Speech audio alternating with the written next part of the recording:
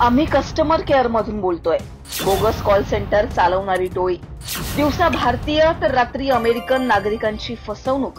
नवी मुंबई पोलिसांनी कसा केला पर्दाफाश, सगळं जाणून घेऊ। नवी मुंबईमधील महापेमध्ये बोगस कंपनीच्या नावाने कॉल सेंटर चालवलं जात असल्याची माहिती पोलिसांना मिळाली।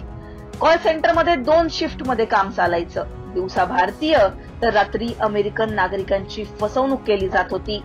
भारतीय नागरिकांना शेअर मार्केटमध्ये गुंतवणूक करून जास्त परताव्याचं आमिष दाखवलं जायचं आणि त्यांची फसवणूक केली जायची।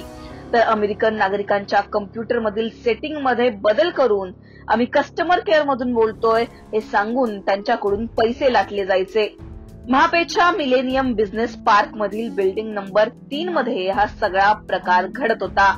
पोलिसांनी जेव्हा छापा मारला तेव्हा 97 मुलं आणि मुली कम्प्युटरवर व्हॉट्सअप चॅट त्याचबरोबर कॉलवर बोलत असल्याचं दिसून आलं।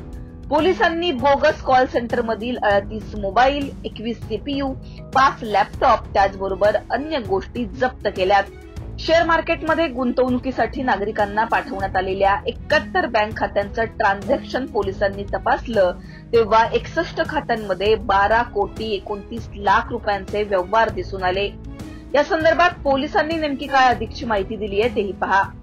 दिनांक 18 नोव्हेंबर 2025 रोजी Navi Mumbai police आयुक्तालयातील cyber police स्टेशनला मिळालेल्या माहितीच्या अनुषंगाने आमचे सायबर ईओडब्ल्यूचे एसीपी प्रेरणा कट्टे, आमचे एसीपी लांडगे साहेब, त्याच पद्धतीने सायबर पोलीस स्टेशनचे विशाल पाटील, सेंट्रलचे सुनील शिंदे आणि त्यांच्या सर्व टीमने मिलेनियम बिझनेस पार्क तुर्वे या ठिकाणी 3 नंबरच्या बिल्डिंग मधील 3ऱ्या माळ्यावर छापा टाकला असता त्या ठिकाणी 3 कंपन्या, फर्जी कंपन्या त्या ठिकाणी आढळून आलेल्या आहेत।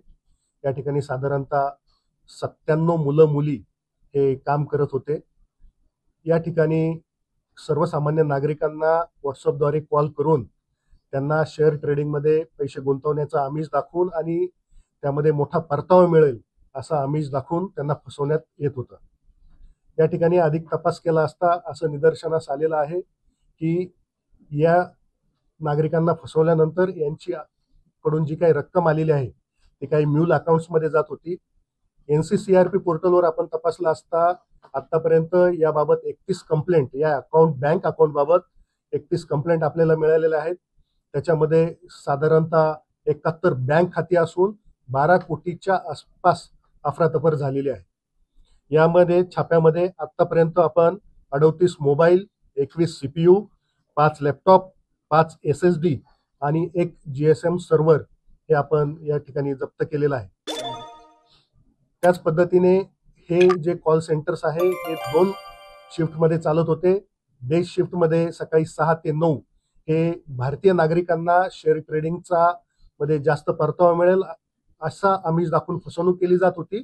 तर रात्री 6:30 नंतर 3:30 वाजेपर्यंत हे अमेरिकन नागरिकांना मायक्रोसॉफ्टच्या सॉफ्टवेअरमध्ये आलेल्या एरर काढून घेण्याकरता सेवा शुल्क साठी त्यांच्याकडून पैसे घेण्यात येत होते आणि त्याद्वारे त्यांची फसवणूक करण्यात येत होती।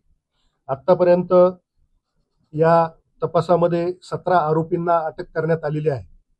या ठिकाणी ज्यावेळेस छापा टाकला त्यावेळेस आमच्या सायबर पोलीस स्टेशनला महाराष्ट्र सायबर यांच्या एक्सपर्टची मोठ्या प्रमाणामध्ये मदत झालेली आहे।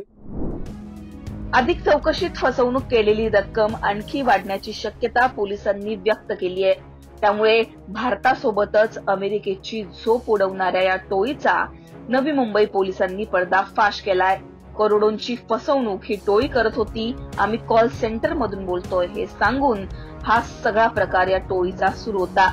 तुम्हाला याबद्दल काय वाटतं कमेंटमध्ये सांगा। लोकमतला सबस्क्राईब केलं नसेल तर सबस्क्राईब करायला विसरू नका।